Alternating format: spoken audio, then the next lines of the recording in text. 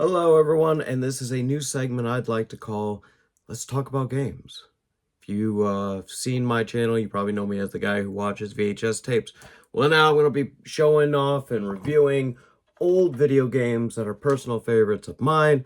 And starting off, I had to go with this one. And let me just state what I used to play. So I started off, first video game system ever was the PS1 for me. That was my first one.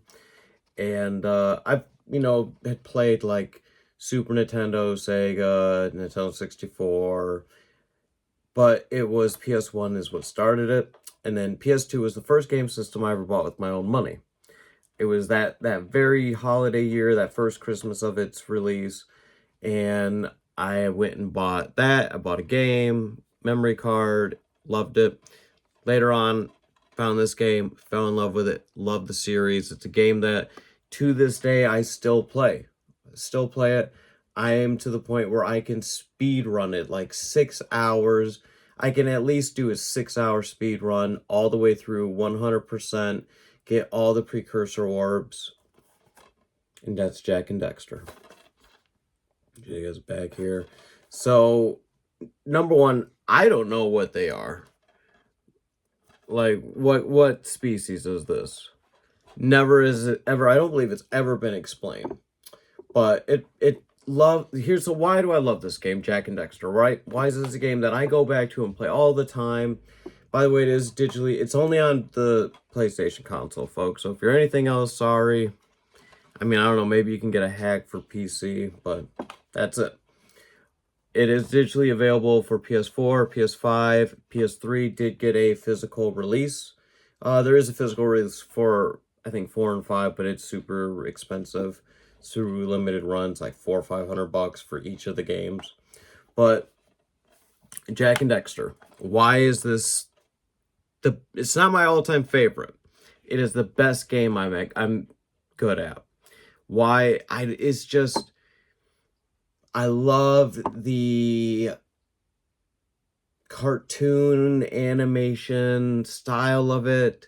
Graphics hold up. Even on just the regular PS1 or PS2 version, graphics still hold up. They are amazing. Way beyond. Because let's be honest with you, PS2, at the end of the day, yeah, they were a lot better graphics than PS1. PS2 graphics are still pretty freaking rough. Honestly, they really are. Yeah, GTA games are fun. But let's be honest, though.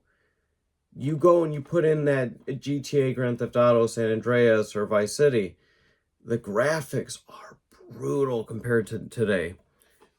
This is a game that still holds up. It is the start of my favorite trilogy on the PS2.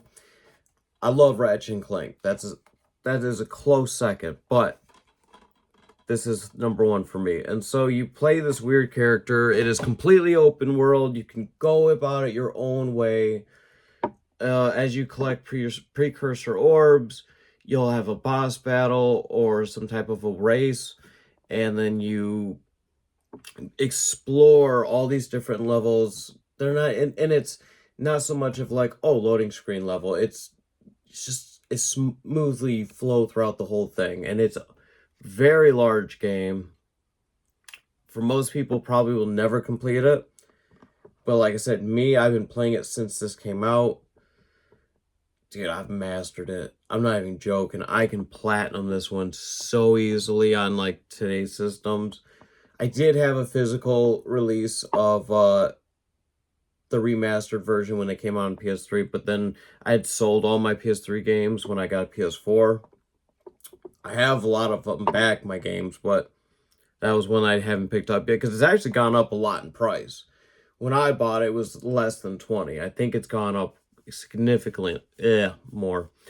And then, like I said, the limited run, the company limited run, they put out Jak and Daxter a couple years ago, but man, it's a big box, like each one, because they got one for 2, 3, and Jak X Racing, which, by the way, there are 6 games in total. So you have Jak 2, Jak 3. You have Daxter, which takes place between 1 and 2, and then you have, what is it, Jak's Final Frontier? I don't like that one.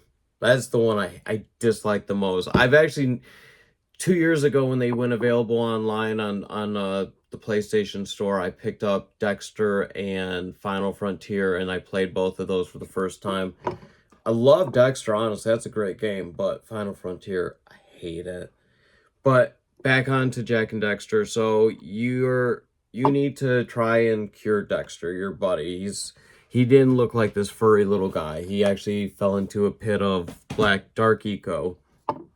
And so they need to go to the sage for dark eco, but he lives far, far to the other side, as the green sage said. But the portals between to get to each stage's hut have all been turned off because they've been all captured. Because the guy who is the dark eco guy, he messed around with it too much, and now he's mentally crazy, wanting to flood the world with dark eco and recreate it in their image, which these don't have any idea what they're doing. So yeah, this is, and you collect scout flies, 7 of them in each area. That will give you precursor orb, and then no, not precursor orb, power cell. Power cells are what you need to collect.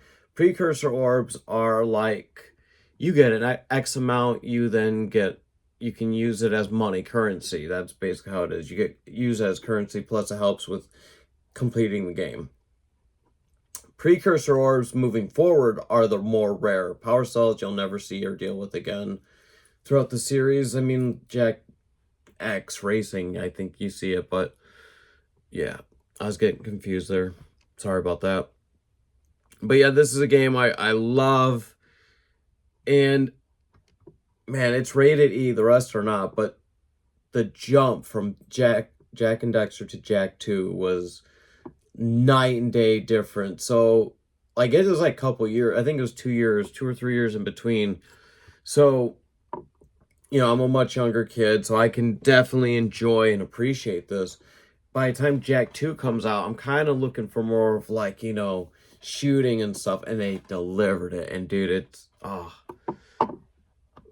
this is only Jak 1 that I'm doing but for this review, but man, like I said, if you can tell, I love this game. Recommend it, 5 out of 5.